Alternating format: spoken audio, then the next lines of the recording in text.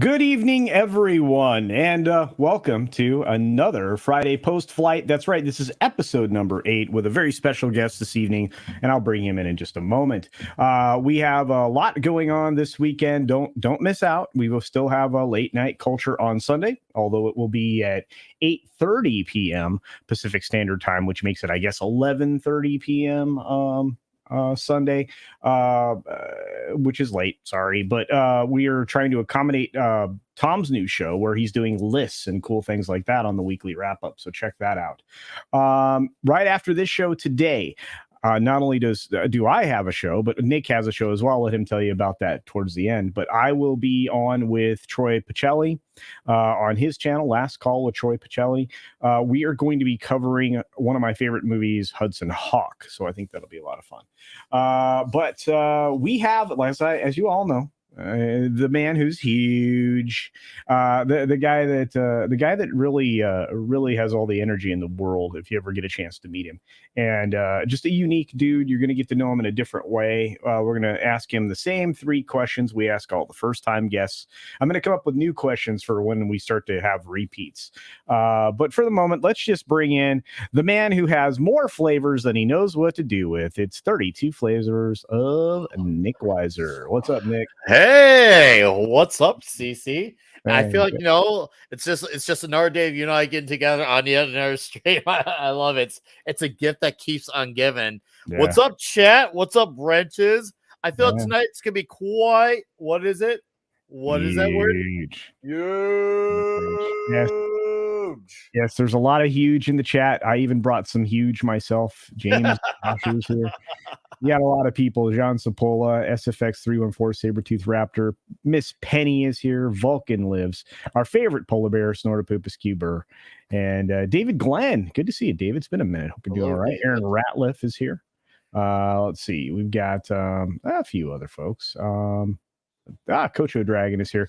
Oh, this one will be huge. That's right. Huge. That's right. Robbie's here. Release the McCracken. Bilbo Swaggins in the house. What's up? Nice picture. Holy cow. Oh my goodness. So many great people joining us. Love Specs in the house. Look at that. And there's the lovely Sherry. She's the stabby Sherry, probably. Sherry. And there's the guy right there. Last Call with Troy Pacelli. That's right.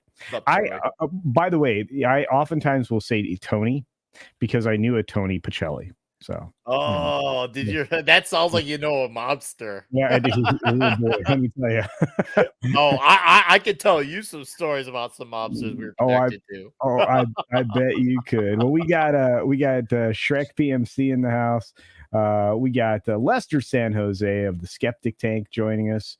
I actually have to record a bunch of videos. I'm going to be traveling on Sunday all day, so I got to pre-record a bunch of stuff. Hey, what's up, Jason? Good to see you, buddy. Good to see you. E. Clay Thompson is in the house. Good to see you.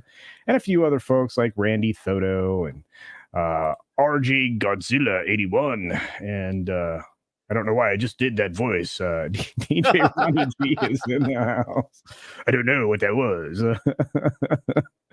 Something's wrong with it. Michelle. Hi, Michelle. Greetings, dear. Thanks for being here. We got Sean Mountain. Sean MNT. Hey, culture shirt matches his face. Yes, it does. You guys are still on me. Hey, Mass Graves around. What's up? We got the old man cometh. There you go. Hudson Hawk is highly underrated indeed.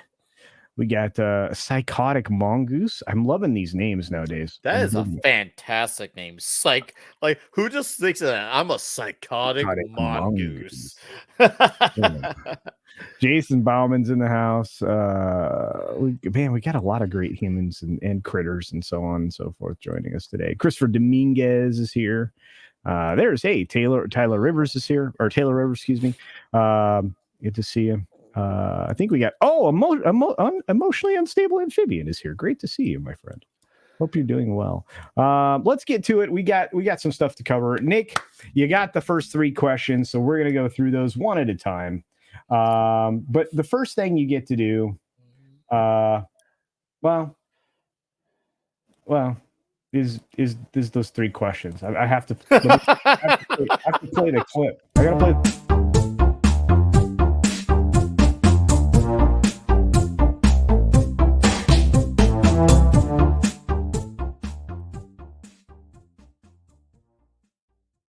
I was all flummoxed there. I don't know why, I but was gonna say, what was that? I don't know. Like, Were you I, drinking before the stream? no, Jeez. no, straight up water, dude. That's it, man.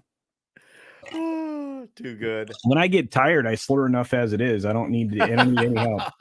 But what do I got to say? Oh, so yeah, so let's start with the first of the three questions.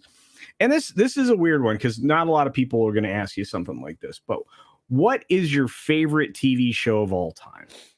I'm probably gonna have to go with The Simpsons, especially Oh, those first 8, 9, 10 seasons. I really that is the no, that is the thing I go back to, like, when I wanna unwind, like, at night, me and Stella are just resting.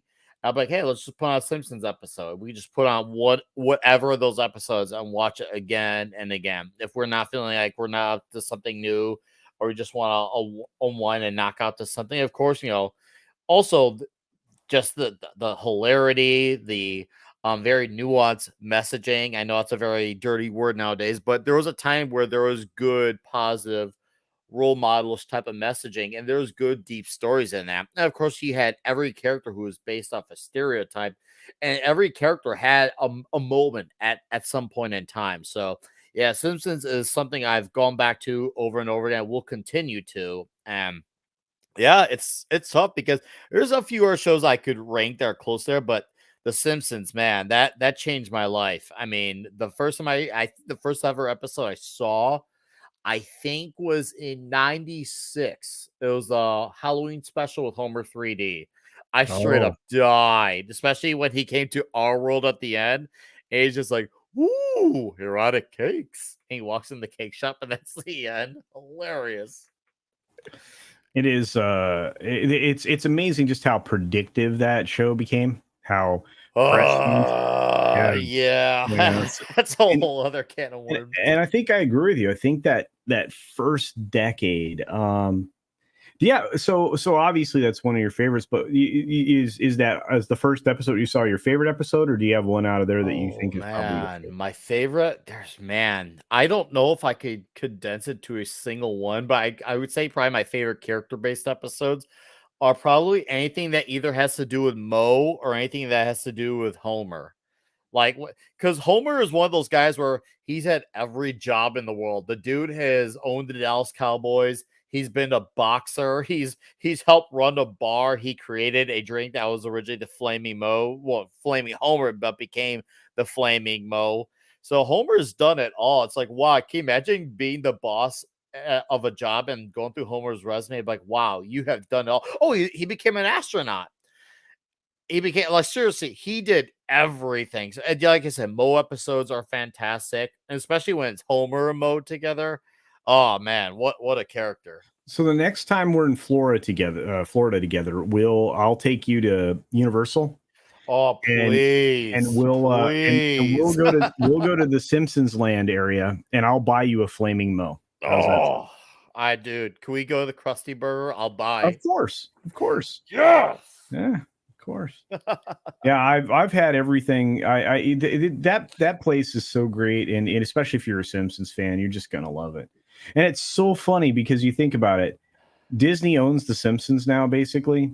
But they're Um, still they're universal. still Universal. It's like Hulk and Spider-Man and like a bunch of stuff. Marvel Comics, Yeah, not MCU. Marvel yeah, yeah, Comics. very cool stuff. So yeah, but yeah, Homer was in two bands. I know, wasn't that great? Yeah, Homer wasn't too bad. See what I mean? You guys are just, oh, if anything, you guys are just solidifying the argument of Homer had done everything. Yeah, so Soul Assassins, like the Chatimal says, let's see how many Duff beers Nick can drink. Oh boy. Well, we'll start him off with a flaming Mo because you don't want to have a bunch of Duff beers and then have a flaming Mo. That's a mistake. You I want to do think the the Mo. irony is, I probably honestly this is gonna probably throw off a lot of people. I probably could not have many, and I'm saying that because I'm one of those people where if you put like one vodka and like I don't know orange juice in me, I'm pretty buzzed easily off that one drink. I know that sounds crazy considering how much people see me drink on streams. I'm not lying. You give me just one, but when you put whiskey and whatever in front of me, I will pillage through an entire village like it's no issue. But yeah, stuff like beer and Um, vodka, I very so rarely have, to a point where I have it, I'm like a total lightweight. I know that sounds crazy, but really, I am a lightweight when it comes to beer and such. Taylor Swift is greater than Disney Star Wars says, hit that like. That's right. I think that's Matt G. What's up, Matt G? Uh, let's see. Man, you guys are great. Yeah. John Sapola says, Oh, I I'll take love Knob Knob Creek Creek. 100. Yeah, there you go. Yeah, oh, I could. Oh, I love Knob Creek. All right. Fantastic whiskey. Well, that was fun. Thanks for jumping on that. You nailed that one. I appreciate it. The chat seemed to approve, although this is what I love about the show. People bring different like loves to this show. So you'll see the chat light up with TV programs and movies and stuff. So, all right. So, this is a different question too. And this, every time I ask this to somebody, I'm always surprised by the answer. I was very surprised by Kadish's answer, who said he didn't really, have something that he would watch a billion times. But I'm going to ask you, what film is your go-to when you're homesick? What's your comfort movie? What is that for you? Yeah, I don't have one, but I have a few. It's gonna be anything that's pretty much gonna be like a Cobra Stallone movie, or something like a Total Recall, or 80s anything action. old school Van Damme. Yeah, Yeah, pretty much 80s action is a safe bet. I'm gonna put on any one of those, and I just let it all rip. fair enough. So I mean, there's not a movie that when you're feeling particularly bummed out or whatever, you don't grab and throw in there. Just any of those is going to work, is what you're saying. Oh, always, dude. As soon as I see, guys like Stallone and Van Damme pick up a gun and start shooting the crap out of bad guys, and then saying cheesy on the nose one-liners, I'm straight up whole, man. Straight up whole. Yeah. And to answer this question real quick, Snort, our favorite polar bear, yes, you can get non-alcoholic there as well. They have non-alcoholic versions of almost everything. So, and yeah, you don't have to drink there. They just have the opportunity to drink there if you want. But you can get soft drinks. They have like a really fancy like bunch of root beers and stuff. There's like strange soda pops and things. They're like I said, you will be well taken care of, not just in the Simpsons area, but all throughout the park. Like for example, you can get what do they call it in Harry Potter world? Is that butterbeer? Oh God, I need to Yeah. go there, That's because not my beer. I my mean, it's oldest, yeah. she's a Harry Potter fan, and obviously my girlfriend is too. Like, oh man, we'd lose our minds if I was able to get the entire family out that way. Oh man, they'd spend so much money at the Harry Potter park. I'd be at the Simpsons.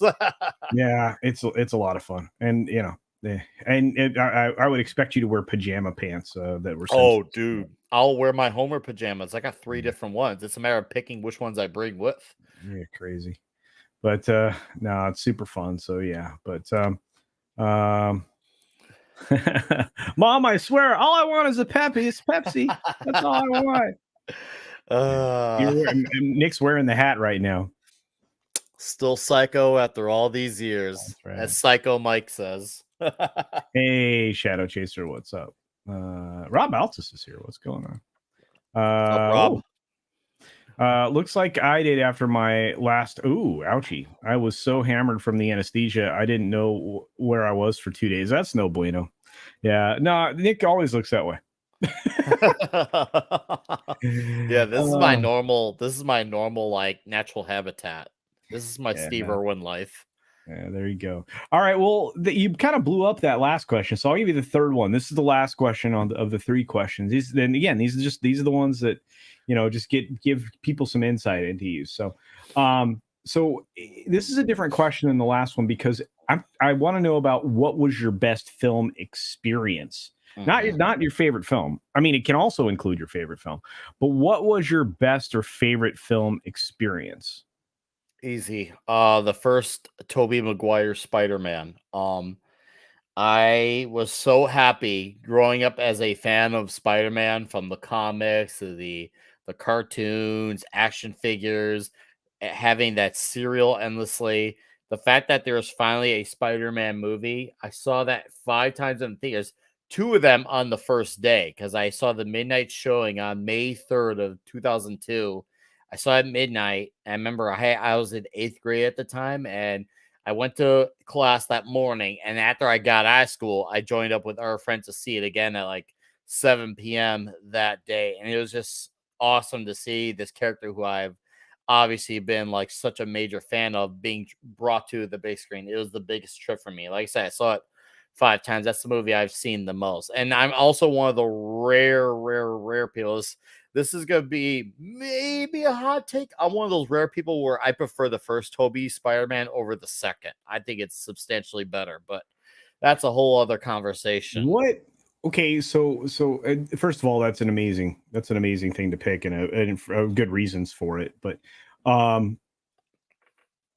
what did you think about Toby's return in the No Way Home? Surprisingly went over great. I thought it was gonna go over kind of terribly. Actually, I thought, and it wasn't because of like him, but because of the recent stigma of, let's just say, Phase 4 or 5 era Marvel. And I don't blame anyone who felt that way. I know my younger brother, who's a big Tobey Maguire guy through and through, 2 is his favorite movie. Yeah, I remember people were rightfully concerned. It was funny though, coming out of that movie, seeing how many people liked Andrew Garfield. Because even though I didn't like his movies, I always said just give him a better material to work with. Yeah, You'll give him a better actually script. respect him. And a lot of people at the time used to like not agree with my statement until they actually saw him in that movie. Like, oh, okay, no, he's not so bad after all. I guess that's what happens. Also, it didn't help that when Andrew signed out, it was 5 years after 3 ended, so the memory of Tobey's Spider-Man was still Still very pretty fresh fresh. in people's head. Yeah, And I don't give a I don't care what Hollywood says about the whole 5 years is a long time in Hollywood. Guess what? It's not a long time for the customers. that's It right. is not at all. Yeah, Oh, and I remember that 2 weeks later. Oh, I got a story about that one. Oh man, that's a whole other novel. Well, I could say it yeah. for another day, but oh my Hey, goodness, the Attack of the Clones novel. Whew. yeah. I have to tell you, I really enjoyed Star Wars myself. My favorite film experience was when I was 3 years old. First movie I Uh-huh. remember watching at the drive-in was Star Wars, the original. I'm a little bit older than you, the old man cometh, and I have to tell you, I had that same experience. It really did change my life, and it really made me want to go into the movie business. So, I mean, I wanted to know how they did everything. How did they do that? Mhm. I was hooked from the most iconic scene at the very beginning. But and another reason that was not only my favorite film, but not only my favorite film, but my favorite film experience was because I went with family. I had my I was constantly going. I made my family take me to the theater every weekend to see Star Wars. Was After that 1977 May 25th Star Wars when it was just yes, called Star Wars? yes, yes, Wow, that's yes, incredible. yes, and it was hot as balls. Oh, I'm sure. Well, that was from what I've been told, and I don't know what it was like down in Arizona, but from what I've heard, apparently some theaters would oversell on tickets to a point where there'd be people standing, which you couldn't even imagine that happening now. But I've heard that some theaters used to do. I don't know if they did that down in where Well, we'll I just say was your mystery the state, but yeah the do they place have that? the place that I saw the film, it was the largest screen in like 4 or 5 states. It Hmm. was one of those giant, enormous, like ridiculously huge. The theater itself was round, so they just had this one massive screen, and then they had Hmm. other theater locations next to it that were other screens. But this one thing was just this massive theater with this massive sound system. There was probably a whole bunch of Altec voice of the theater speakers that were like lining the back wall, lining the front, all this ridiculous sound, blow your brains out with sound. And when they opened that curtain all the way, so I saw it in all of its 70 millimeter glory. So it was really really cool. That is glorious. Yeah, Straight up. Wow. yeah, it's pretty wild. I'm getting lots And of weird phone I calls. was gonna say Sorry. losing your train of thought there. No, my phone was going off, and I'm like trying to figure it out. And I was right now only important calls are supposed to get through on this phone, so I don't know what that was. But Well, that's a lot of fun. Well, Nick, that you made it through the first bit. You know that you've cut your teeth on the best part of people getting to know you. Probably questions you haven't been asked before. Looks like a lot of the audience had great things to say. My mom pulled me out of school to see Independence Day, and she made me tell my dad we went to the dentist. That's awesome.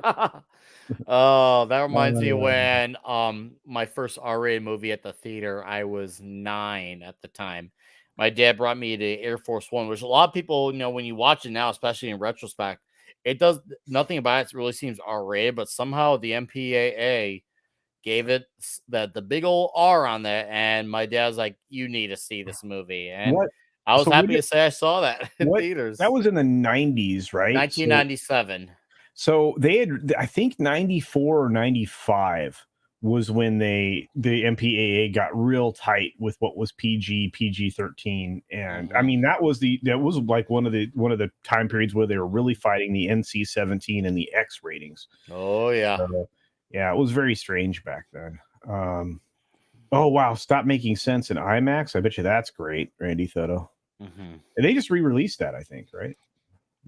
Not that I'm aware of. July If it happened, 97. yeah, that would be everybody. Because I remember I lived in a town called Berwyn at the time, and anyone who's familiar with Svengoolie, he would say that a lot in his show. Little Yeah. Berwyn, right next to Cicero, and then right next to Cicero was the United Center where the Jordan era Bulls were playing. Yes. That was a wild neighborhood to be living in because everyone loved the Bulls in that Oh, the neighborhood. Bulls back then, yeah, it was amazing. Ooh, Yeah, man, I remember the Jordan era. living by the United Center. Whoa, dude, I will never forget living by that. Every night was sleepless, and that being a kid coming up around that was just wild. I don't think I missed a Bulls game. I Oh, don't. you couldn't. Yeah, I don't think I Dude, did. 1996, they were 72-10. I mean, Yeah, at that time, it was the best record ever. it was incredible. All right. Well, thank you, Nick. Now, Thank you. something completely different. We have Ooh. I was going to mix it up on you. I was gonna do some real topics right away, but I think things aren't weird enough. So I think we're gonna do some weird news.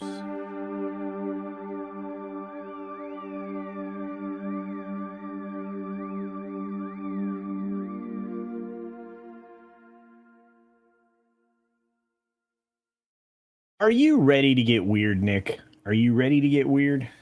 I Gonna give you. mean, you're talking to a textbook definition of weird, Okay. so I All fit right. right in like a glove. Now, the last couple of guests, I have done something different. I'm going to try it one more time with you, see if it works. I'm going to let you pick from my. I'm gonna read the 4 headlines, but I'm not gonna read exactly the headline. I'm just gonna summarize the headline, and I'm gonna let you pick what story we cover first, second, Okay. third, fourth. Okay, so Let's do it. Missouri high school teacher put on leave. Mm-hmm. White claw bear returns. Sheep wander into a greenhouse. And stay the night in Shrek swamp. Ooh, I knew a beast who looked like Shrek. So the last thing I want to imagine is be stuck in Shrek swamp. I love those first 2 movies, but I don't want to imagine that. I guess we could go with the Missouri teacher, unless you got something else. Oh no, I've got them all. You're gonna get all 4 stories regardless. You're just picking the order. Okay. All right. So here comes the story now. Try not to react until we're done. And remember, we're on YouTube also, so we got to keep it clean. I have kept it clean. I've not sworn once so far. This is an accomplishment for me. Yeah. Well, hey, this isn't the Sunday show where language is a little looser, but we'll jump right to it. So it turns out a Missouri high school teacher is put on leave after school officials discover her page on a adult site. That's right. The high school teacher says she's been placed on leave after officials discover she was performing on an adult site to supplement her salary. This lady, who I'm not going to say her name to protect her, although it's in print on the AP, so I don't know. But she taught English at St. Clair High School and says her teaching days are probably over, but she acknowledged she knew the risks. Oh, she knew this was bad. All right. So she told the St. Louis Post-Dispatch that she was put on leave on Wednesday after being interviewed by 2 administrators. Her access to school email and other software was suspended while the district investigates. I'm sure they're investigating for science. And it was kind of always like this cloud hanging over my head, like I never knew when I would be discovered. Then about 2 weeks ago, my husband and I were told that people were finding out about it. So I knew the day was coming. Superintendent Kyle Kraus said in a statement that the district was recently notified that an employee may have posted inappropriate media on one or more sites. The district has engaged legal counsel to conduct a comprehensive investigation. Actions taken as a result of the investigation will be in accordance with board policy and with the guidance of legal counsel. So there you go. Well, Nick, what do you think? Did she get a fair shake? Is you think she'll likely lose her gig now? It'll be over. I mean, if this was a normal world, I feel like she would absolutely lose her gig. I am very shocked by her, I guess you could say, reasonable response to it, because most of them are so lacking in awareness that they think that what they do that isn't right, they think that's right. She was at least aware that what she was doing was not cool, but she did anyway. So I don't know if she gets point for being more self-aware than the others, but maybe she'll get I don't know. She might get off light because it's the current year, and nowadays, when you do bad things, it seems to now get you a promotion. Well, it seems like that does happen, but Space Safe's like, how did they find her site? See, I would like to know that. Was it someone who she was in connection with, and they decided to rat her out? Was it a parental who found out? Was it a student who may have saw something that they didn't intend to? That definitely is something we should definitely entertain. Well, okay, so back to the story, because there's a question here from Christopher Dominguez. Was it OF? Well, yes, it was actually. She made $42,000 last year as a second-year teacher teaching English, but she earned supplemental money, additional $8,000 to $10,000 per month for performing on OF. $8,000 to $10,000 more a month. Why is she still teaching? I'm sorry. There's a world full of perverts, and if there are people that are going to pay for that schmut, there you go.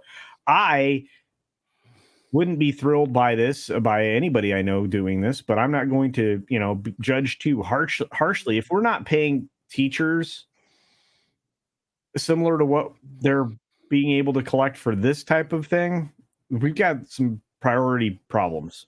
So, well, we've had those for a long time, socially, economically, politically. You name the LLY, we have had it. So, yeah, that is very odd that, it sounds like she's making much better money. I guess it's one of those things where she must have genuinely liked teaching, but it clearly wasn't enough to, pay the bills, or maybe she was, I guess you could say, more ambitious and she wanted more money than she was getting.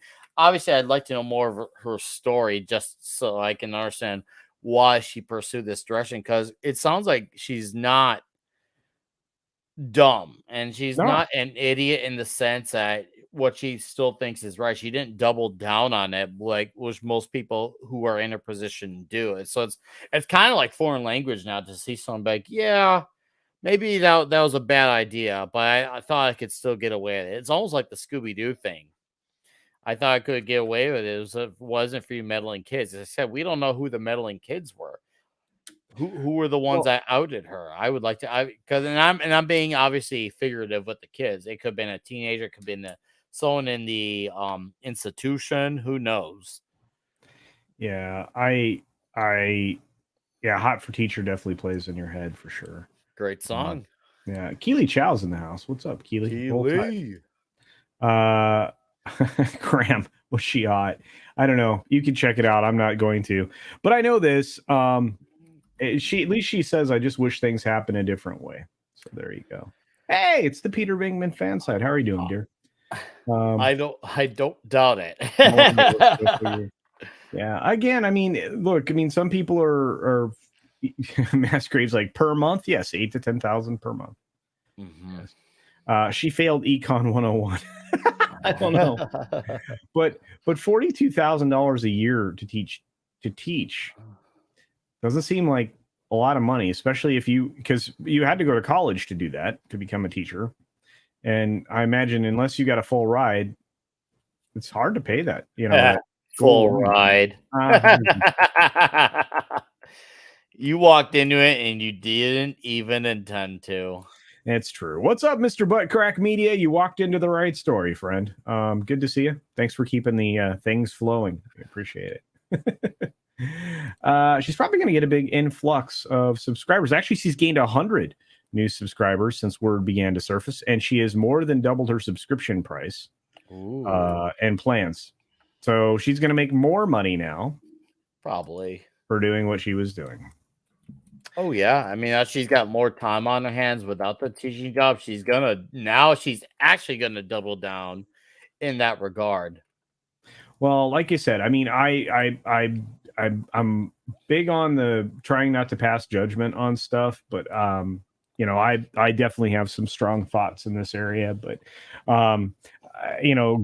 Graham Cast, he says I should start an OnlyFans, just use it as an alt text posting platform. I don't know about that, but yeah, she's definitely getting an influx. So this is yeah. Man, that is wild. Hey. Seriously, that's what's wild. up, OC's in the house. Let's see. I think some people are chatting at us. Hang on, let me try to catch up. No, catch up, man. I got 49K in rural Texas for teaching. See, and that again, I think it comes with the price of living, right? Where like if you're in your community, if you know that money does good, that's great. My commentary is more about somebody's going to hand out $10,000 a month, $120,000 a year for somebody taking their clothes off, but somebody who's actually educating the youth of our nation aren't clearing that kind of money. We got some issues. We got some issues.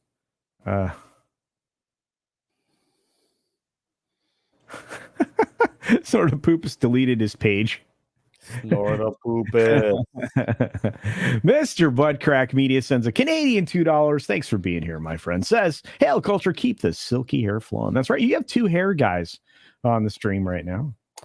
It's true. Yeah, and 42 is decent money if you live in a community. Well, but if St. Louis is pretty spendy.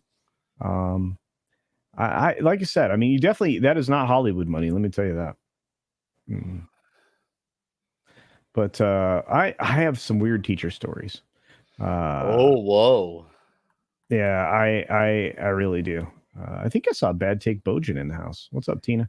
Look at all these wonderful beings joining us. All right, we're gonna get into the next one. Okay, Nick, you got 3 more weird stories. All right, let's do it. All right, so you white claw bear returns. Sheep wander into a greenhouse, and you can stay in Shrek swamp. Stay in Shrek swamp. Let's just get the swamp out of the. I almost swore. Stop myself. Let's get the. Let's just drain the swamp. Drain the swamp. All right, we'll drain the swamp for you. All right, so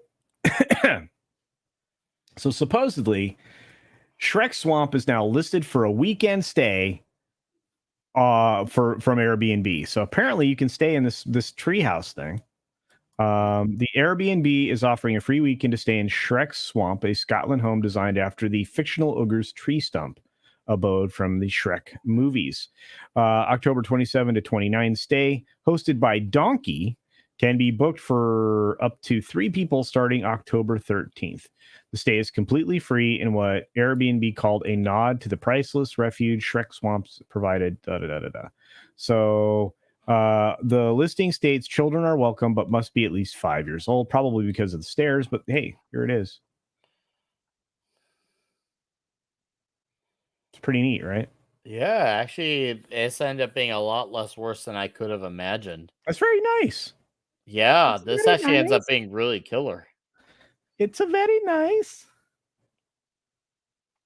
Wow. I'm interested, even with the eyeball drink. That's got my attention. Looks Isn't like that a killer cool? place. I thought Yeah, that was I think that's cool. awesome. Wow. Yeah. Whew. Relief. This wasn't a swamp story that I was gonna have to worry about. No, Yeah. this is good swamp. Hell yeah. Yeah, so I think that's kind of fun. I think that's kind of fun. A little bit short on the story, but I would stay there, Nick. I would. Hell, I absolutely would. That looks like a glorious time. I've done camping before for a few times, so I would have no problem unwinding from the webs of the world if I needed to. I've done it, and I will do it again inevitably. Yeah. Oh, and thank you, the Time Prophet, for the 50th thumbs up. I appreciate it. Let's try to get that to 100 before the show ends, folks. If you haven't hit it, please hit it now. Yeah, we got Shrek is love, Shrek is life. I would Dude, stay there. Lots of new green tonight. That's right. We've got a lot of green in the chat. those first two movies are fantastic. I remember when I saw the second one in theaters. This is gonna sound really Holy odd. What I is just it? I hated to interrupt, but I just No, noticed go we for it. had 5 Culture Casino memberships gifted from Mr. Buttcrack Media. Woo! 5 Culture Casino memberships gifted from WG. What's up, WG? And 5 Culture Casino memberships from Lester San Jose of the Skeptic Tank. My goodness, you guys. Thank you so very much. Incredibly generous. Lots of new green in the house. It We is. we appreciate it. Welcome to the land of the green. We like it. We love it. Oh my gosh, and Space Dave 2000 gifts. 5 Culture Casino memberships. My goodness. My goodness. Wow. Look at all those It's members. it's so much green. Keely Chow is a member. He's been here for almost a year now. Says I would have fed the ducks if there was a picture. Well, there you go. Yeah. I yeah. There you go. Feed the And then ducks. just another red shirt. Hail, Mr. Shirt, for $5 says Nick. If you get to the Harry Potter park, you gotta buy the kid a wand. Yeah, Oh, of gotta course. buy the kids wands. Yeah, I'll have to buy them both, but the older one will definitely be in the priority because she's definitely a lot more invested. Yeah, she'll definitely get a Harry Potter one. She's read all the books already, all of them. amazing. Yeah, it's kind of great. She's an obsessed reader. I love it. Every morning I wake up, I have to make sure her stack of books is not falling over because she always has a giant stack of reading. I'm like, wow. Yeah, she's Well, exceptional. yeah. And again, I mean, you can't give one kid a wand and not get them both a wand. So. Oh, I know. And I'm going to tell you the wands. If you do that, go to the wand sorting thing. The wand, go to Ollivanders. They have 2 locations. Look. Chances are I'll be with you, so I'll try Oh to. yeah, no, But absolutely. Space Dave, you never have to worry about this, my friend. I appreciate all of your support. I appreciate everybody's support. So yeah, the gifting is not cheap. I understand. So I do appreciate all that support, my friend. But like I said, I can't say enough great things about my audience. You are all incredible. And WG is a longtime fan. I love that guy. Hopefully get to see him again soon. Yeah, that'd be great to see him again. Seeing him at the Orlando meetup was awesome. Yeah, we got a lot going on. Let's see. All right. I wonder if anybody else would stay in the Shrek house. I know I would. Dude, come on. That would be a blast to be at the Shrek house. Once again, I would love to be at that place. That place looked nice. It cleaned up really nice, and you live literally living in a nature-filled world, and nature's awesome. Haven't done it in a while, but nature rules.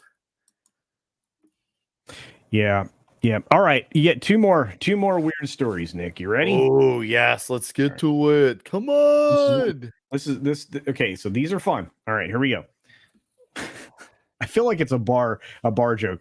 A sheep wander into a bar. No, it's a sheep wander into a greenhouse, and the white claw bear returns. What? Sheep wander into a greenhouse. Sheep under Else and White Claw Barricade.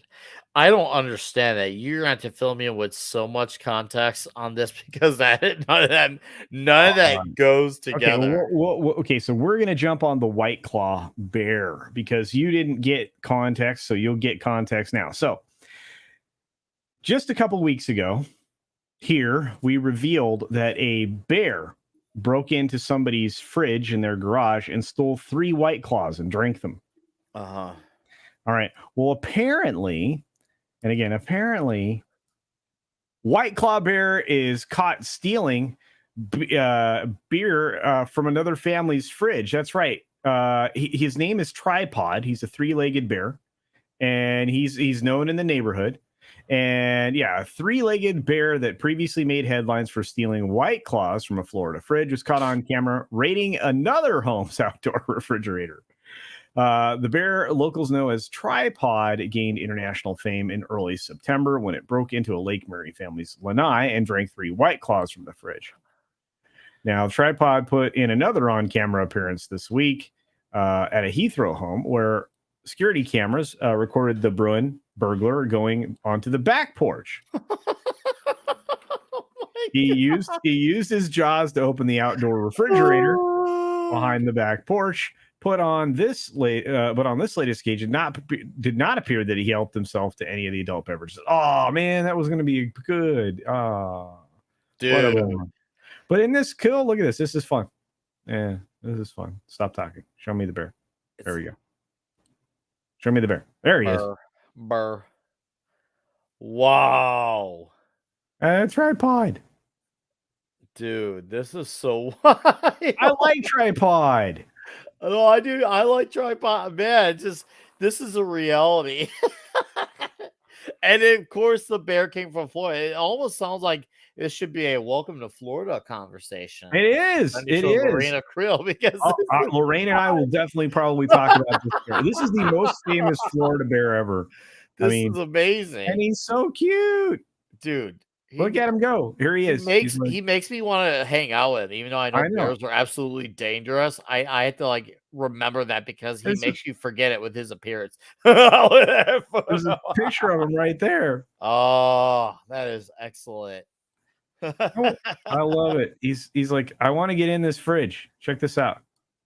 He's like, somebody open this fridge. I got it. There we go. Got it. What do you got in here? Dude. Anything smell good? No. Would that bear get drunk if it had the entire case of White Claw? Or are they just primal beasts so they can handle the alcohol? I'd like to know how a beast handles that. I don't know. I saw Cocaine Bear this year and I thought that was kind of a fun movie. But, yeah. Man, that was already this year. Man, it flew by this year. Jeez. Hey, for those of you coming over from FNT, thanks for joining us. We got Argentum here. Great to see you. And Po Baby says, my spirit animal. Mine too. Nice avatar. I love it. Good old One Piece avatar. That's very, very cool. Yeah. Wow. So he used his White Claws to open a Clay. That was good. That was good. Hey, what's going on, Toxic Dust? Troy says, so the bear is a 30-something single white girl. Yes, he's going to get white girl wasted. That's what I think. Because it's White Claw, will that be enough to do it? Because bears are big and fierce, and I don't know if the lack of alcohol content in each can, will it be enough a whole case to at least give them a buzz? Is there a way this could be experimented on for the purpose of science? I don't know how you capture a bear for science, but I want to know. I love it. Yeah, I want to boop his nose. Yeah, I know. Right? He's famous in the neighborhood. I mean, people see Tripod all the time, and they don't pay him any mind because he doesn't bug anybody. But yeah, he's bringing the entertainment indeed. I don't know. He used to be an adventurer like you, but then he took an arrow to the knee. That's right. That's better than stepped on a bee. I have to say that. Gogeta Star. Someone's got White Claws in his picnic basket. That's right. A little Yogi there for you. That's such fun. Is Tway here? Hey, yeah. Tway Gwen is in the house. Hey, was it pronounced? I always saw it as Tu Nagayan. Okay, yeah, I think it's Tway. Is And it Tway? He's it's never Tway. corrected me, which he's It's welcome to do, by the way. I think Tell it's me if I'm saying it Tway wrong. Gwen. I think. I hate getting names wrong, and I try to like make above an effort to get people's names right. Me too. But I think I got it that time. I do know this. Snorted Poopus is like, don't try to capture me for science. Ah, well, he's a sort of Lisa. Lisa, how's it going? Welcome. I want to party with that bear. Dude, straight up, man. If I get now, if that bear has Knob Creek, it's over, man. And Mr. Nagai says, I wish I corrected my first name during your streams, but I don't. Dude, you're never rude if you're correcting your own name, man. As I just said earlier, I'm not one of those guys who has to be right about everything in the world. I have said many times on streams when I've been wrong about something, whether it's something about entertainment, something about politics, or just to one of the guys. I have said it word for it. Okay, I messed this one up. I got it wrong. It does happen. We're human beings. Yeah. But no, we are good. Okay, so somebody asked the right question about this story, Nick, and this is going to be your favorite story. Oh, Sheep wander into a greenhouse. Oh wait, wait, let me grab this RJ Godzilla's thing real quick. Says Hal's tripod lost his arm. He got way too drunk and woke up missing an arm. Couldn't remember how he lost it. I bet you that's true. Tripod probably true, man. That bear is a party animal, literally. Yeah, I'm loving it. All right, let's get to this. Sheep wander into a greenhouse. Well, there's more context needed, and one of our chat members had this pegged. Yeah, sheep wander into a greenhouse and eat 600 pounds of marijuana plants. Dude. Oh, wow. no. Dude. Man.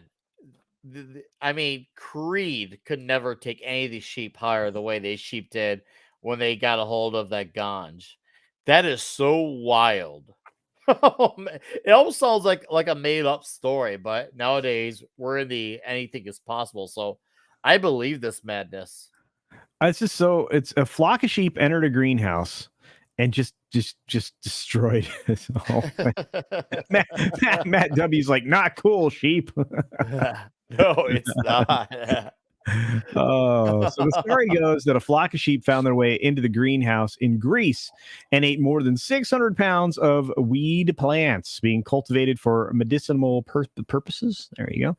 Yanis Borounis, owner of the greenhouse in Magnesia, said his crop had already been damaged by heat and recent floods when a flock of sheep managed to enter the greenhouse and feast on the remaining cannabis plants. Oh, no. Wow. He estimated the sheep munched their way through more than 600 pounds of plants and told the newspaper that the sheep were jumping higher than goats eating the ill-begotten greenery. I bet you they were. Jumping higher than goats. I believe it.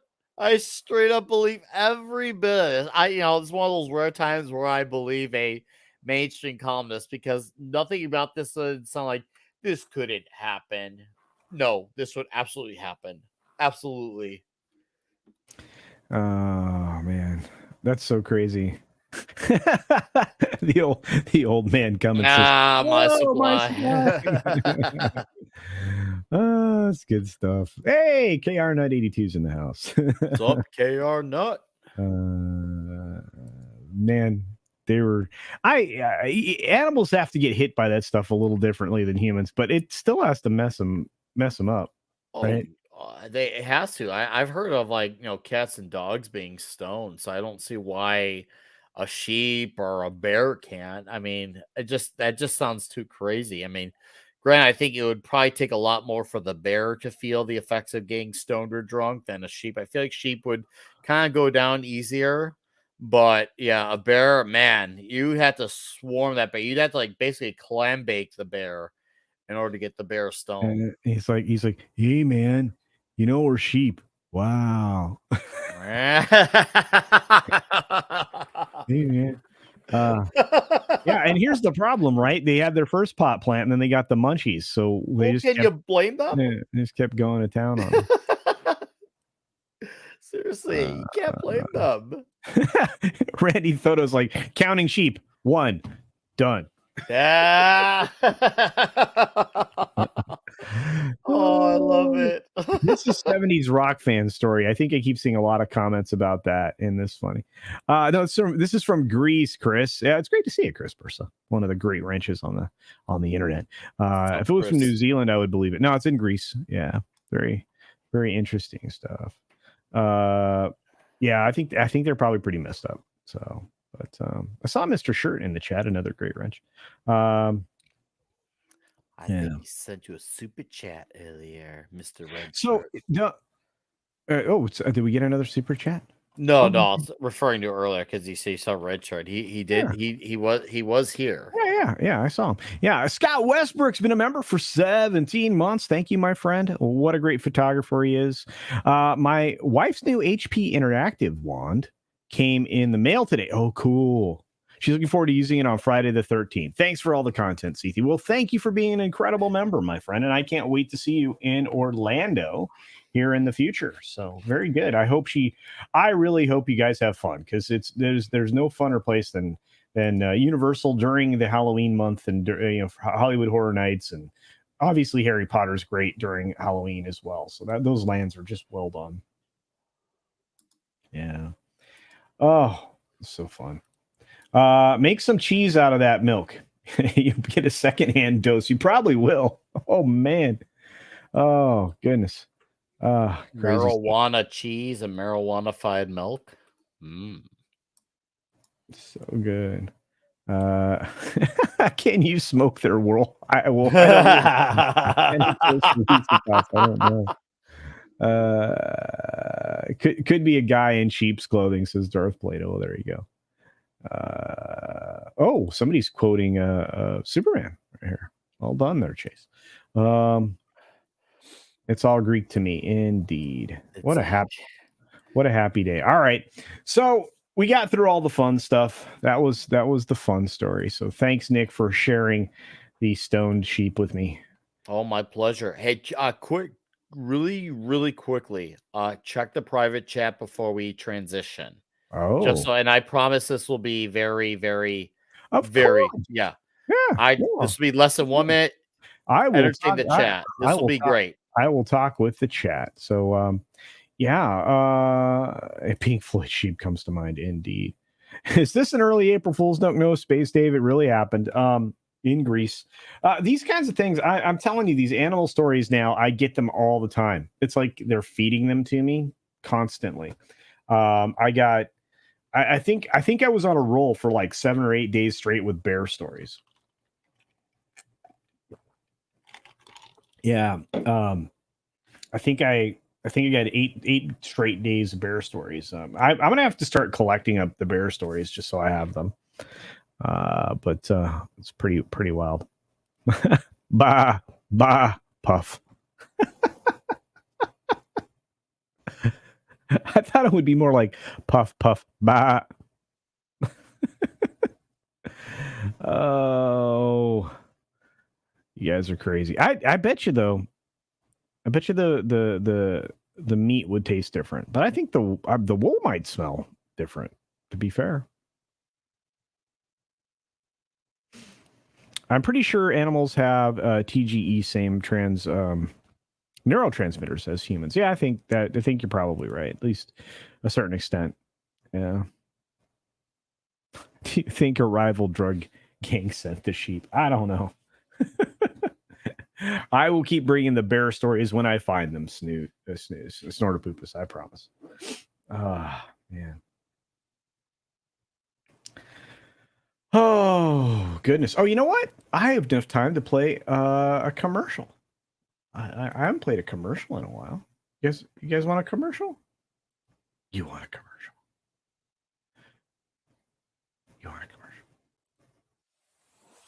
Do you have style and flair? A bit of savoir-faire. Well, you're in luck. For just a few bucks, it's not out of reach. Time to get back to the beach. That's right. Beach Punk is now available for a limited time exclusively from Mixed Teas. The Make America Beach Again line is top-notch, top quality, and all about answering that question, are you beach enough? I know I'm Knuff. Are you? Be prepared for your very own beach off. We've got towels. We've got t-shirts. We've got muscle tanks too. And if you're cold-blooded, we also have hoodies. Not to mention mouse pads and so much more. Check out the ever-expanding line of Beach Punk gear available at Mixed Tees. Your home for YouTube-exclusive clothing from your favorite creators. From the minds of Dick's Division comes Beach Punk. Are you Knuff? Well, I know I'm Knuff. I may are. have not seen the movie, but I trust in my confidence and my energy to be Knuff. So, just saying. Daniel Christopher Jones says about a month ago, our Ring camera caught a bear eating out of trash cans. We waited till it left to bring her in our cans from the curb. Oh, I bet you did. Venison. Oh, dear. Y'all are funny. Oh, dear. Oh, Oh, dear. dear. Oh, Oi, oi, oi, oi. All right. Well, we need to get to our things. Let's get to it. Come on. We're gonna get to it. Let's do it. Let's do it. Okay. All right. Next step is today's topics. Nick, are you ready? I'm ready. Let's Good. go.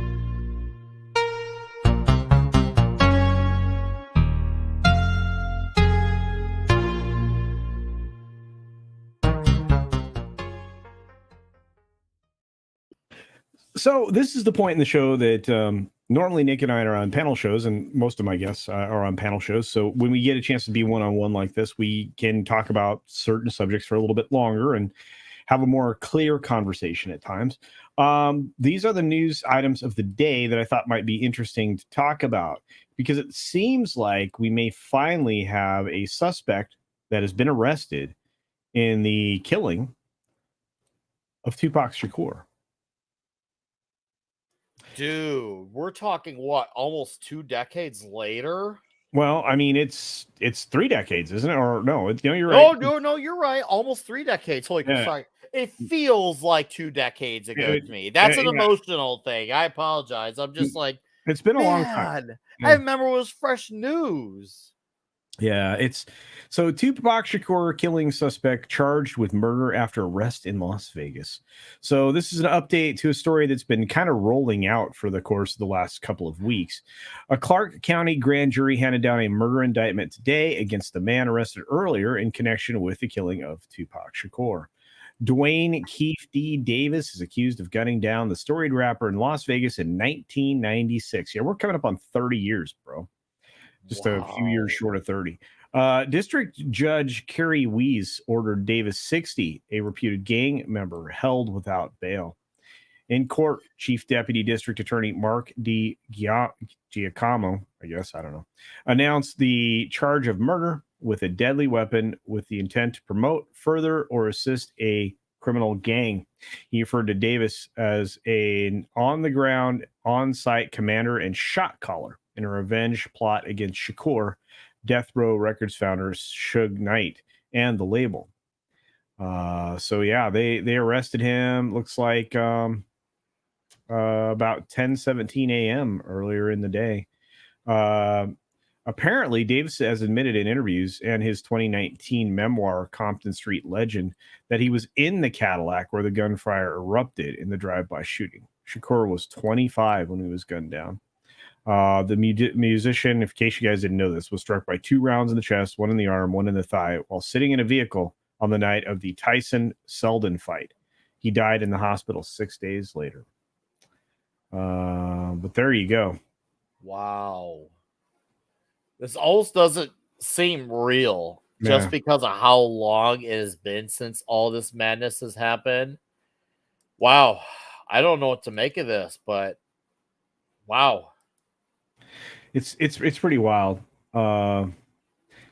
So here we go. Somebody wrote, it's widely thought that the person who shot and killed Tupac was Davis's nephew, Orlando Anderson. Apparently, Davis even admitted to this in an interview. Anderson was shot to death decades ago. Davis, I suppose, would be charged as an accessory to the murder, quite possibly. Somebody's like, now I can sleep. At the minimum, I mean, especially if they have hard concrete proof that he was involved in that situation, because wow, it's something I never thought I'd ever hear about that in my lifetime, especially I didn't. Go ahead. No, go ahead. Well, there's been all this, is Tupac still really out there? And I've heard, maybe he went to Jamaica. Who knows? I mean, if he,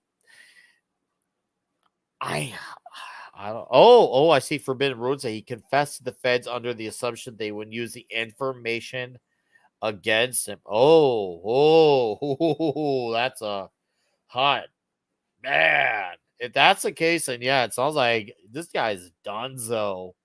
Straight up. Yeah, when I heard this news, and again, I mean, this has been going on for a couple weeks now. They've been interviewing people and stuff like that, and yeah, it's pretty wild. So, yeah, 20 plus years. I think it's almost 30, guys. I mean, we're what, 3 years short of 30? Pretty wild. Yeah. Man, it almost doesn't feel real that it was that long ago, because one thing I remember that was fresh and new. Like, even though I didn't know the music when I was a kid, I knew who that was. Like, dude was obviously such a major icon. Yeah, everyone had to at least knew who he was, whether they liked him or not. The Babylon Beast said Trump was invited. Oh, that actually sounds like reality. I don't think you're allowed to say that name, but I just did. Hey, Thomas. Pretty wild. It would have to be E. It would have to be some extremely compelling evidence to convict. I think so. Well, of course it should be. I mean, you should never in any case have very loose evidence that is questionable. Everything should be cold and concrete, but we're in a world that's very subverted, for lack of a better word. So nowadays, a thought that's not even evidence, a thought could be considered evidence, which is sad, but I don't want to go down that well. We'll carry this story forward because this is fascinating. This is interesting. Police weren't apt or were hindered from looking into the case. From what I remember, the detective on the case was hindered from a proper investigation. Daniel, I remember it being just a mess. They made no progress at all for such a very long time. It doesn't seem real that this is like, I would be surprised if this was like, I guess you could say like fake news, because it's just nothing about it just sounds like, wow, they're now taking care of this. It just, I almost still don't believe it. I want it to be true, of course, because I want there to be a world where there's proper justice being dealt, but because of how crazy and everything has been the last 8 years, it's just like, what do you believe anymore? I don't know, man. I hope it is, but I don't know. Well, I guess we'll see. We'll see where this story goes. Yeah, I mean, dude made so much music in such a short period of time. It was just amazing. I think, man, I don't know. Hey, I don't blame you. I could tell Lee's used to be. I mean, you probably have a better understanding of these events when it was new. So this probably has to be even weirder for you. I was obviously just a wee when this all happened. You probably like remember this clear as day, even more so than me. Yeah. It's just wild. Maybe if you say Biggie Smalls' name in front of a mirror 3 times, he'll actually pop up. Maybe all I know is there's a lot of people that were shot at a period of time just because of the ties between rap music at the time, and the gangs and everything else. But I don't know. I think To Live and Die in LA, Dear Mama. I mean, he had a whole host of songs I thought were good. He did a lot of inflammatory stuff, but he did it very well. Darth Platos is a friend of mine, drove the limo for Tupac family on the day of the funeral. My goodness, Darth Plato, really? Wow. Man, that had to have been heavy, especially since there's all the conspiracies around that case. Man, it's more Yeah. Amelia Clark Scrollpiss says they managed to legally refuse valid evidence for 22 years. Good gravy.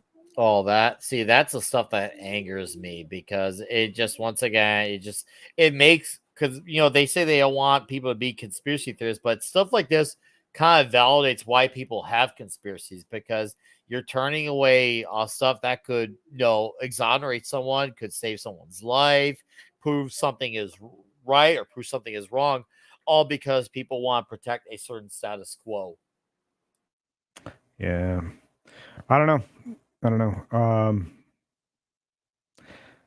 it was just a weird time. But anyway, I just thought I'd bring that one out there. I didn't know if you'd be interested in talking about it. Yeah, I know you're tied into music more than most people. I mean, I even though I was never familiar with his music, the situation always weirded me out. It's just one of those things that, how does this just happen? Yet everything else nowadays, especially nowadays, we see how many things could get solved when a Fed simply just wants to.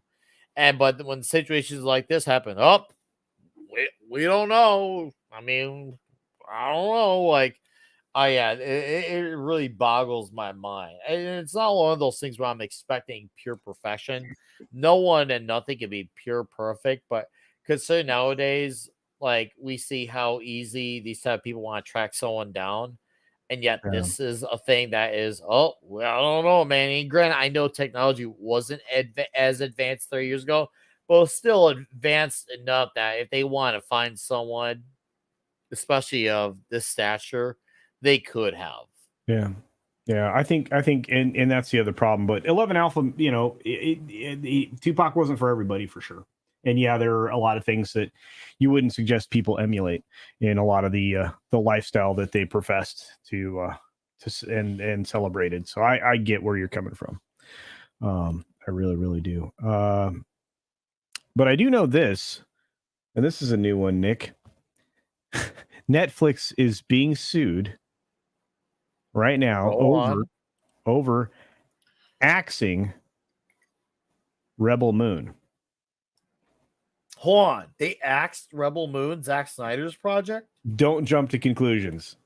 I guess there was supposed to be a game contract that was in play because Netflix also has a games division.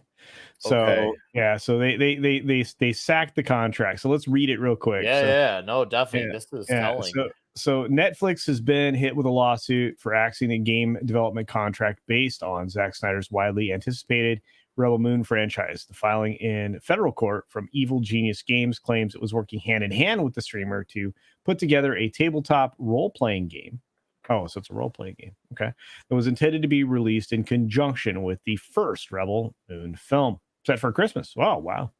Then, after months of nothing but positive collaboration, it all came crashing down. Nevertheless, just weeks after the work was finalized and turned over to Netflix, Netflix did a complete about-face and accused the plaintiff of breaching the agreement's confidentiality provisions and Netflix's trust by allegedly releasing confidential Rebel Moon content at a trade show and then disclosing unapproved artwork for the Rebel Moon game to retailers. The filing says of the suddenly terminated a licensing deal in May this year. Wow.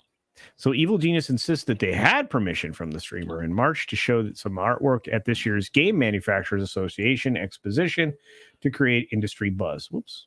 Oh. So the breach of contract from LA Keeblers, Fowler, and Cave LLC seeks to unspecified damages. While mentioned in the document, Zack Snyder is not named as a defendant in the complaint. Netflix has not responded to a request for comment on the suit. Wow. I'm not surprised that Zack Snyder is being reached out about the game. Granted, I know this is his story, but most movie shows that become like a video game to coincide with the release of said movie or show, usually directors are not always affiliated with the video game version of something. I mean, granted, some actors sometimes lend their voices to some of these things. Obviously, like once again, bring back Tobey Maguire and Willem Dafoe with the Spider-Man video game, but Sam Raimi was not involved with those games. He wasn't involved with them. So, sad part is, I would be surprised if this had potential to be well, especially considering anyone who knows me knows my opinion on Zack Snyder. I would be surprised if this game was halfway decent, especially if it's in the RPG. I know we have a lot of people within our corner of YouTube who are into tabletop RPG, fantasy, all that stuff. This is unfortunate for that crowd because that crowd is absolutely dying for good games of this caliber. So this is definitely unfortunate for that crowd. It's pretty wild. I like I said, I mean, this kind of thing does happen.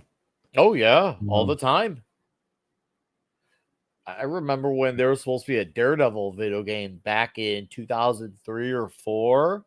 They had shown off photos of the game and they were talking about what the gameplay would be like. They would even have like a radar mode to accommodate to Matt Murdock's senses, the way he sees things per se. And they had announced some villains were going to be in the game. And then, they just got axed and it was just never to be seen or heard from again. So it's unfortunate because it makes you wonder what these games could have been. It really does. I mean, even I'm curious as far as the fan perspective goes, what could have been for this game? Because I'm sure the game would have been better than whatever turns out the movie was. And yes, Vertical Horizons, Bruce Campbell narrating those games was freaking awesome. Yeah, and I like I like RPGs, so I probably would have got into this, but it is what it is. So interesting though. Interesting. I think that I think Netflix just didn't want to invest more into Zack Snyder's projects because I think that I think this film may not do well.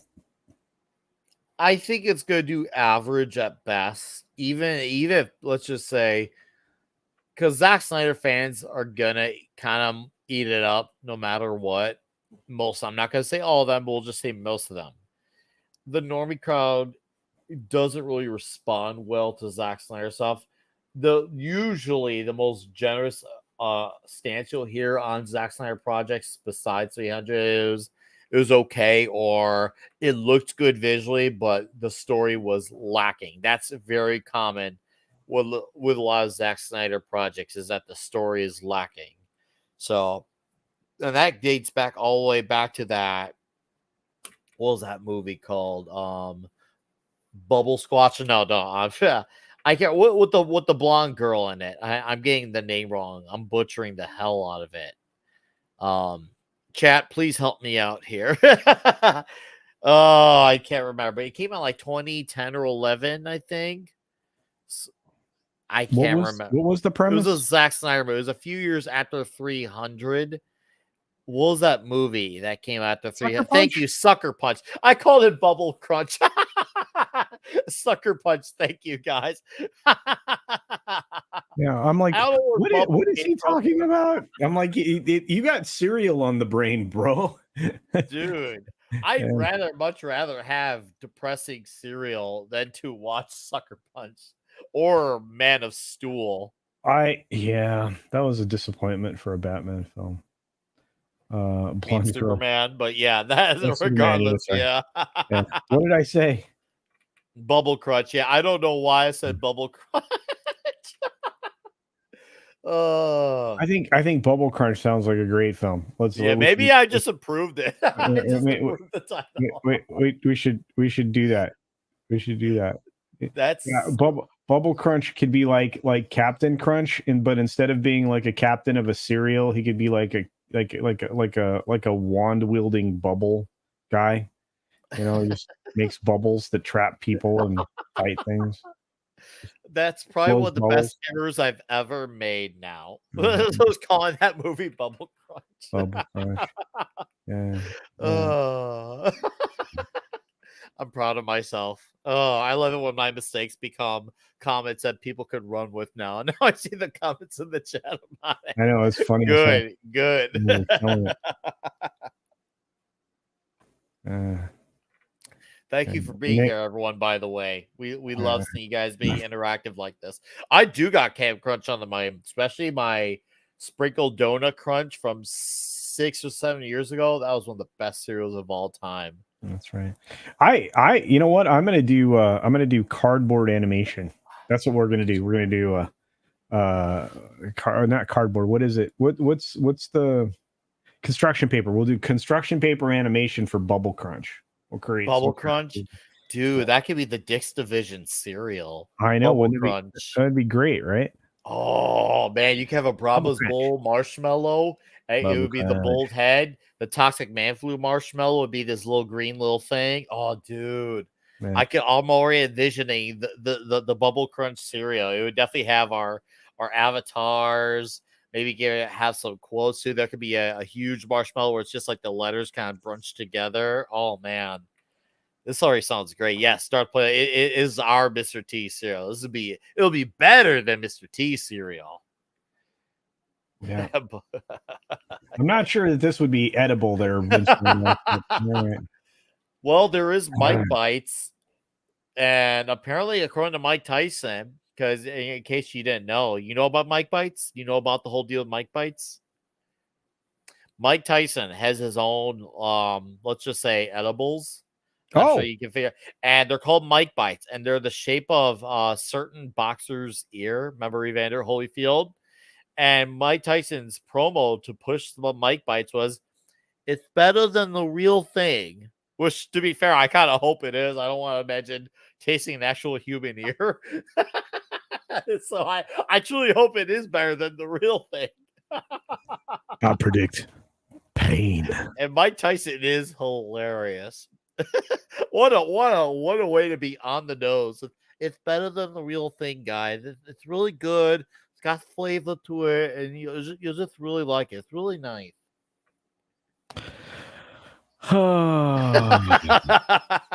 Space Dave says, "Has the missus ever threatened to pull the internet moat and so you get off the internet?" No, but we have scheduled time for me not to be working. Let's say, and that's good advice for anybody if you ever get into this business, because it can be demanding and addictive at the same time. So don't get totally pulled into it. Yeah, no, I mean, we enjoy it, but yeah, you got to make sure you have a life in real life as well. Yeah, Robert Kijek says, Bubble Crunch. Bubble partially surrounds a target, then collapses infinitely, causing them to squirt out of the exposed portion. Oh wow! Ooh. There you go. See, I'm telling you right now, Bubble Crunch is the new thing. All right, well, let's get to our other story. we got more to get to. So this is I don't normally use VIP stories, but because they're behind a paywall, so we'll just use this as a jumping off point for a discussion. Okay.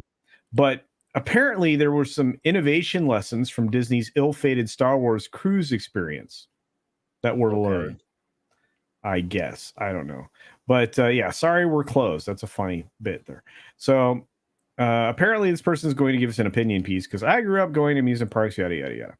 In addition to film and TV production, I had worked in live action location events, right? But I wasn't until I began working at Lucasfilm that I saw how the interplay between story and three-dimensional space can further extend a world. Yada, yada. Though I was long gone from Lucasfilm when Star Wars Galactic Star Cruiser themed hotel opened at Disney World in March 2022, I was sad to hear it was closing September 30th. But the run-up to its last voyage, which should not be lost, is all the Monday morning quarterbacking regarding the reasons it shut down, including the times, is what a creative leap for the Star Cruiser was. Not really.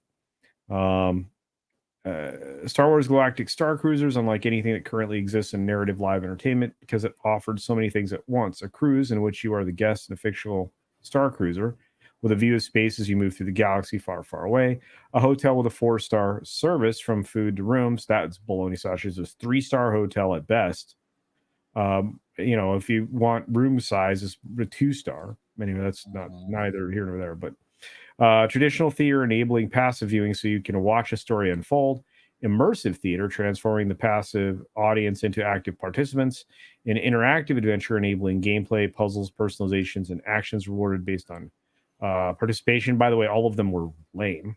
Sounds like you had experience with all this. A costume party. Well, yeah, in a previous life. But anyway, costume party where you can role play and obviously the theme park aspect. So apparently, the writer of this is a board member of the Immersive Experience Institute. And let's see.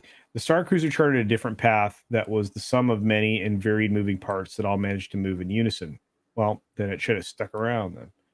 Yada, yada, yada, yada.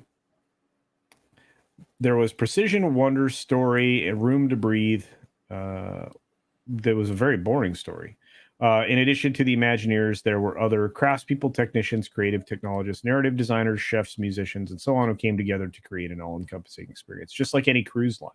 That encompassing experience, wasn't it based off the sequel trilogy? Yeah.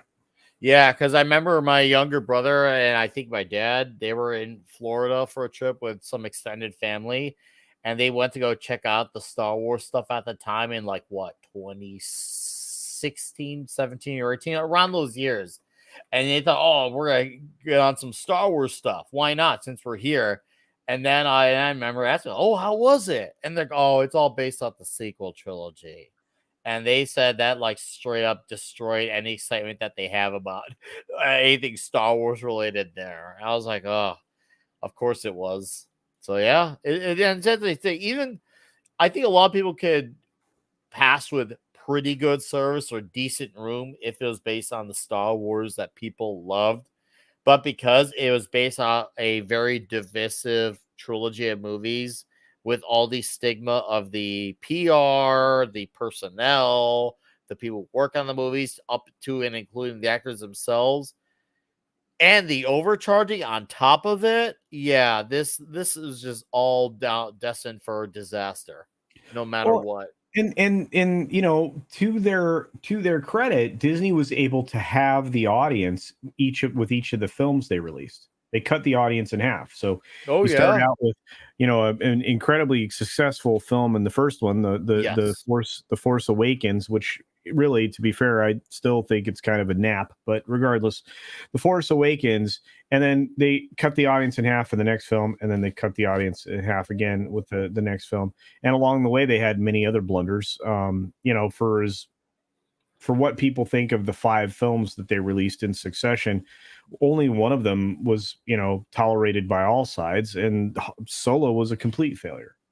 So I mean, here's the thing that the Force Awakens had. It had the opening weekend, the big opening weekends, is why it had the money that it did, because it was the whole, this is the first proper Star Wars sequel in almost 3 decades. So of course there was going to be that initial excitement. And I'll admit it, I was one of those people too. So when you have people that curious to see that, it was destined to have those types of numbers regardless of the quality.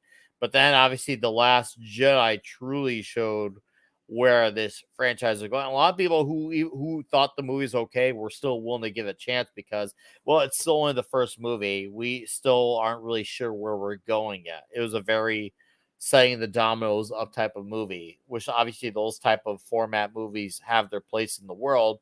But then they saw The Last Dragon. I also said The Last Dragon. The Last Jedi. And, well, we all know how that story folded out. And that movie did not have legs the same way The Force Awakens did. Not only did it open to a smaller number than Force Awakens did inherently, but it didn't have any of the legs that movie had. It fell off a cliff fast. Yeah. It's amazing how a bad movie can be saved by big opening weekend numbers. It's the same thing even with Spider-Man 3. A lot of people forget, as reviled as that movie was, it made the most money worldwide at the time because of how good the opening weekends were for that movie. Like, go look at the box office numbers for the original trilogy, and 3 made the most worldwide, even though it's the least best of the 3. But people were so antsy and excited to see Venom that was the conversation alone. It didn't matter because that, but then obviously history happened. So yeah, it's amazing and sad how an opening weekend could save a movie from losing money just because the weekend was that good. Well, yeah. I mean, that happens often, but I think, to speak to the more collectively to the point, um, this was never going to be a win because it was just too expensive. It didn't offer very much. Comments in the chat, like it was just it's expensive. You're in a concrete box. Disney has managed to make Star Wars feel small, and they Yes. made it feel incredibly small in that concrete box. There were only, 200 rooms. There was a tiny. Everything about the experience was tiny. You're supposed to be on a massive space cruiser, a star cruiser, and that was as big as they could make the experience.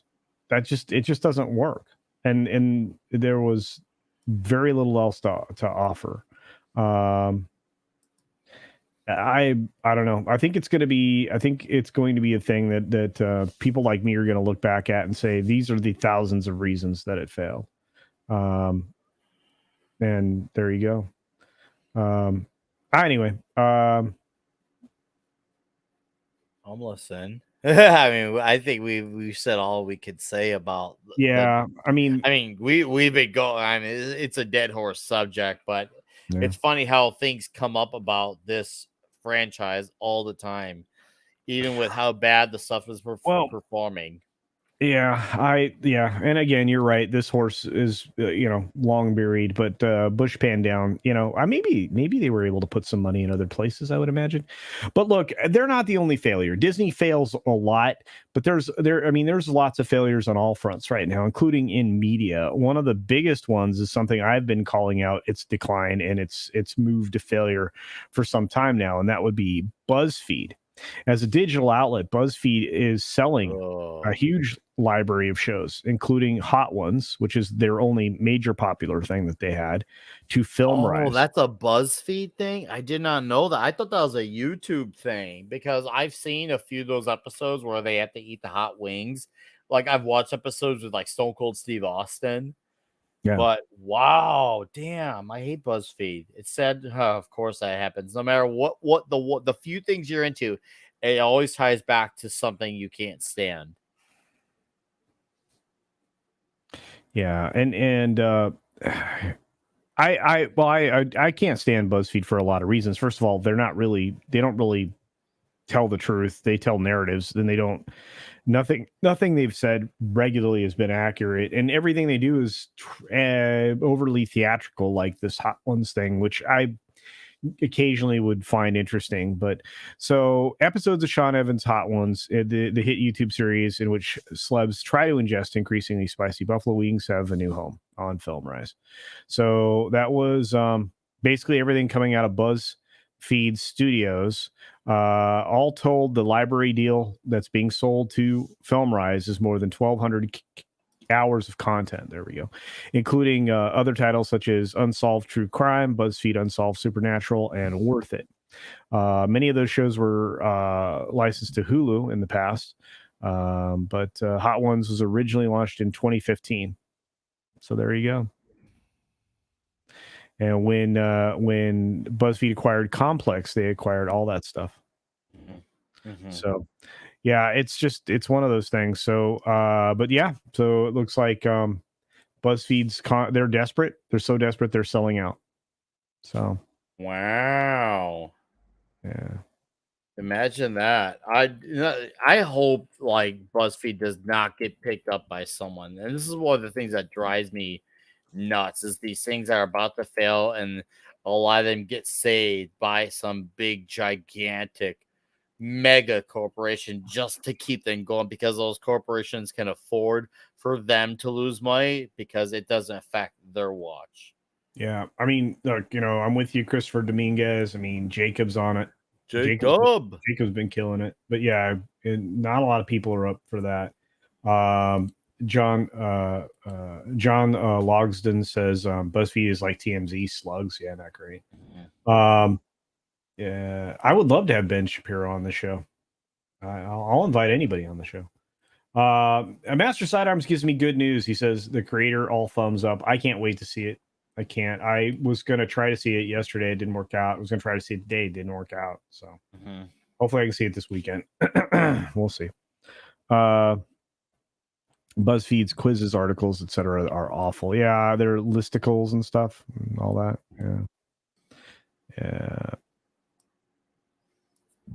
Yeah. You Americans get so many shows than us Canadians, eh? Yeah. Yeah, I hear that a lot from our friends up north. I hear that a lot that we do, especially with like the streaming services. I have talked to I can't remember who said it way back when. I think it was Raquel.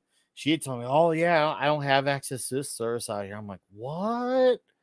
And I was like, "Oh, that's unfortunate." And I'm like, "That's crazy how that happens." And with our internet policies and all too. You have nuts, to man. You have to distract Rome.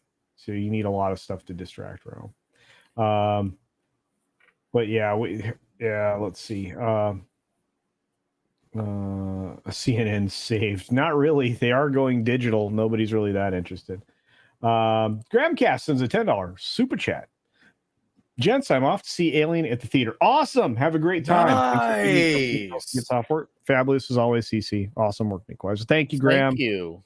And a pleasure to meet you, Gramcast. I hope to see you around sometime, whether it's here or somewhere else. Yeah, he was a guest a couple weeks ago on the Sunday night show, and was it when I was saying Danzig? Was it that night? I was at so. Danzig. Yeah, I think that explains everything. And there's my buddy Bosco scenario. Bosco. Yeah. What's up, Geisker? Yeah, I only do the shows that can afford me. I can't do shows like Culture Casino because you can't pay my fee. That was good, dude. Yeah. I mean, no, straight up, that was damn good. I thought that was amazing. Thank you. Space Dave says, still very worried about the underlying message of creator. I promise you, I will watch it. I'll let you know what I think. A lot of people have been decided. Wait. I haven't gotten around to ask. This is the 8th guest, Troy. Give me a break, dude. Give me a break. Dude, I'm a substitute. It happens, man. It's all part of the game, Troy. It's all part of the game. I'm a sub. I'll say it. I'm a sub. Hey, there's my great friend Manowar 665, the neighbor of the beast. He's been a member for 34 months. I love this man. My first member. He's my first member. He's great. He says, Culture takes my lunch money monthly, whether I wanted to or not. Well, thank you. I can't wait to see you, dude.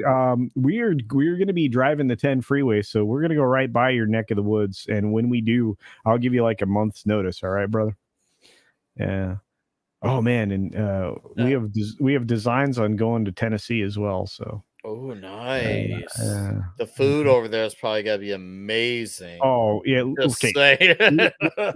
I'm telling you right now, I'm going through the best food states in the world. I'm going through Texas, Louisiana, Tennessee, Georgia, and then Florida. I'm gonna be eating. So. Incredible. I'm kind of envious.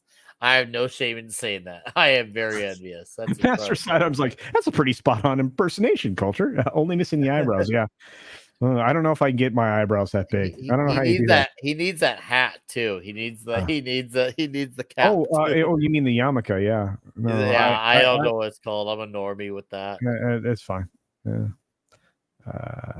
Dude, Man of War called you a bully. Man of War could pick me up and crush me. Yeah, right. Yeah, straight up, he could. Which Man of War, text me. We gotta talk about if you and Abigor and Pulp Metallicus, we can all meet up in Houston in March. We gotta talk about that. Indeed. Better hurry before the Mississippi Salt Wedge or the incompetence destroys New Orleans water system. Yeah, no kidding. Good God. Would a Wisconsin meetup be possible? We're working on something like that. We truly are. There you go, Texas Lockhart Barbecue. I was told about that place, Bush Pan Down. I was told about that place, and I do want to try that out. I would love to definitely do that. That's for sure. Let's see. Culture is going to come back from his trip 60 pounds heavier and looking more like Harry Knowles. Oh, I would have to hit a home run. Had you would have hit a home run had you talked about your wife being a doctor and mentioned the mattress you sleep on. Man, the mattress is super fancy. Plus, the bed does like stuff. Like I hit a button in the morning and like the bed like does like stuff like, and then almost puts me on my feet. Bed's crazy. I don't know how that works.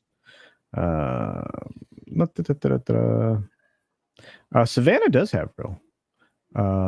Savannah does have real good cuisine. It's great to see you, Michelle. Sure. We have one more story to go for, and then we are going to cut it short, just under the 2-hour mark. But stick around because this one's going to be fun.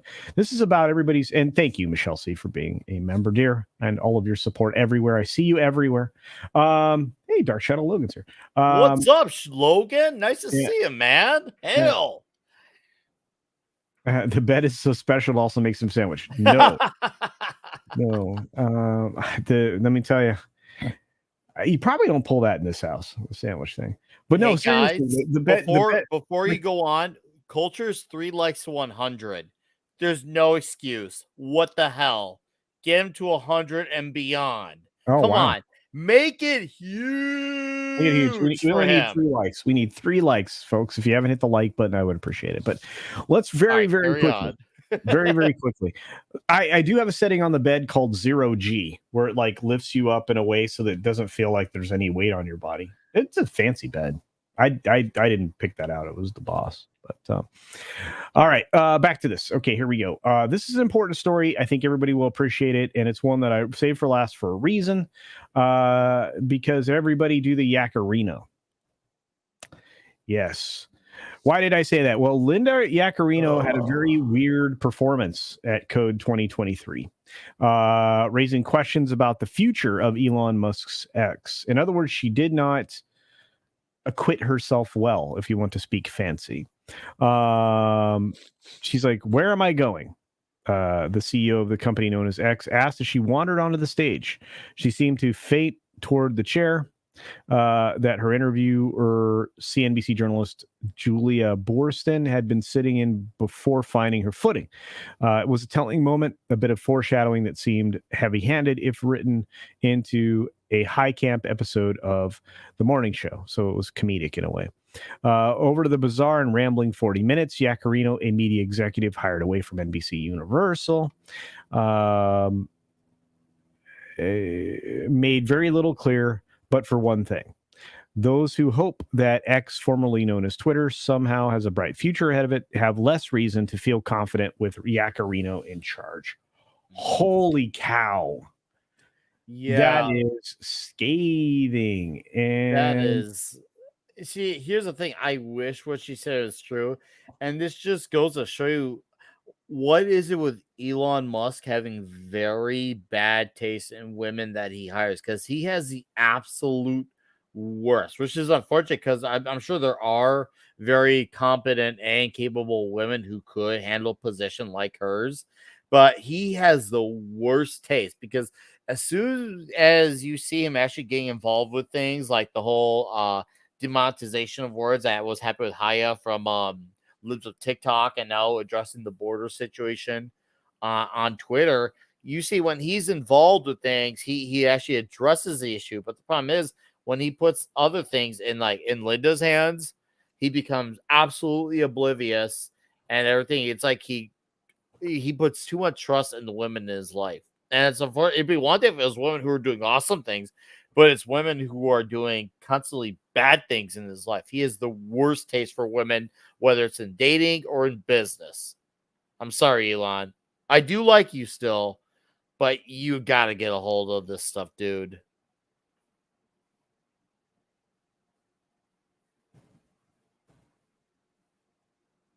And then Culture had nothing else to say. Hi, Six.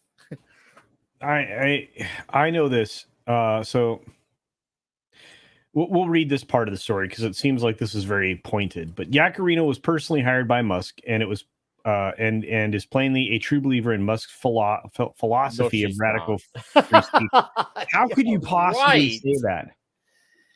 Because of course they can. Of course they can.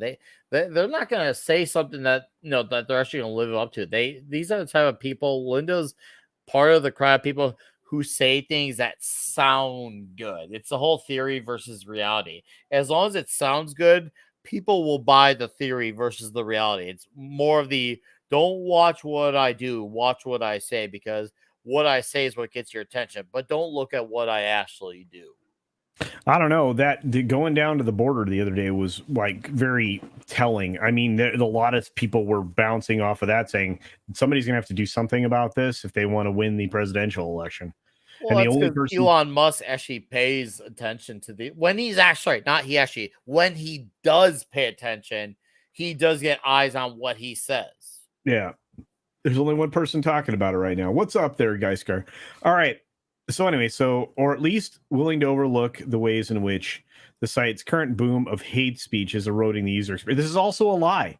There's less hate speech on the platform than any. They just think it's speech they don't agree with that they classify as hate speech. Mm-hmm. This is a very unqualified person. But we'll see. Mm-hmm. That's oh yeah, I'm not even going to get into that. Carry on.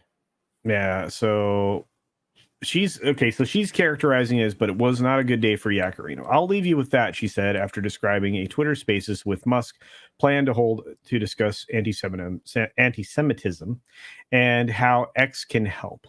Yeah, well, this person has definitely got a bone to grind for sure. So I did see someone post that apparently about some of the world leaders that Elon Musk was talking with, and granted, take this with a pinch of salt. I can't say this is a fact, but from what I read, going off the stuff that I read, apparently a lot of people who are world leaders that happen to be Jewish don't seem to have a problem with Elon Musk himself. It seems that there are other problems that they have, and it's not Elon Musk and this anti-Semitism stuff that the U.S. media likes to peg on him.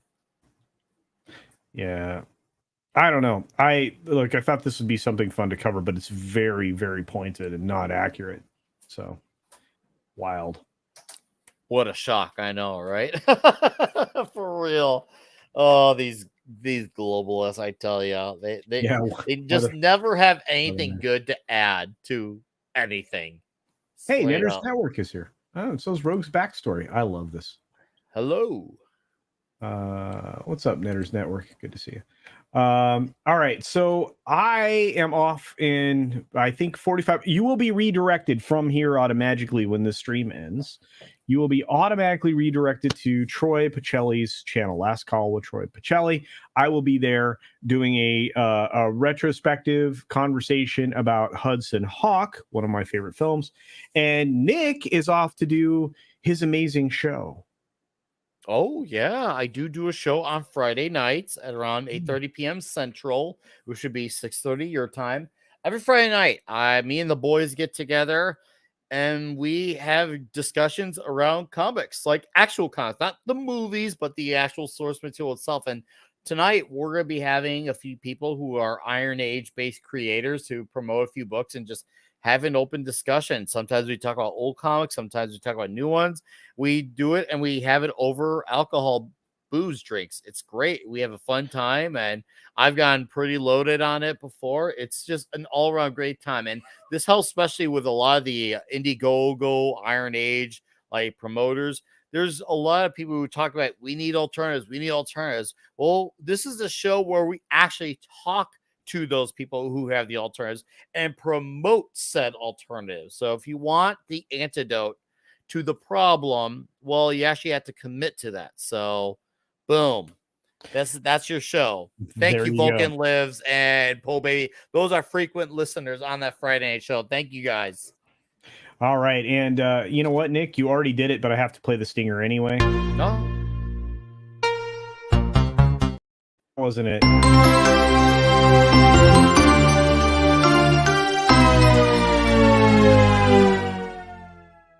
But you already plugged yourself. Well, So, I oh, straight up plugged myself. Yeah. I guess I might as well put it in my channel since I am a mod, and I have seen quite a few.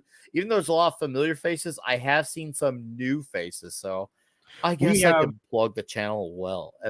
We have some of the best people in the planet here tonight. We always do. I appreciate all of the support, the many gifted memberships. My goodness, you people were generous. I truly appreciate that. I know Nick is growing as well. He's going to be huge. He's becoming more huger every day. I'm almost 1.7. So yeah. The grind is real, Nick. The grind is real. No, hey, thanks for having me, man. Considering I was a sub, this is a very fun thing to do, and you bailed me out. You bailed me out. Somebody was not available that had been previously booked. So life happens. Life does happen. Yeah, I don't hold it. I don't hold it against anybody. But I do know this. I had a great time. You guys. I hope that you have an amazing evening. I hope you have an incredible weekend. Thank you all for being here. We will hopefully see you elsewhere on the internet, and I will see you Sunday night at the Late Night Culture Show. At least I hope so. And on that note, we're out of here.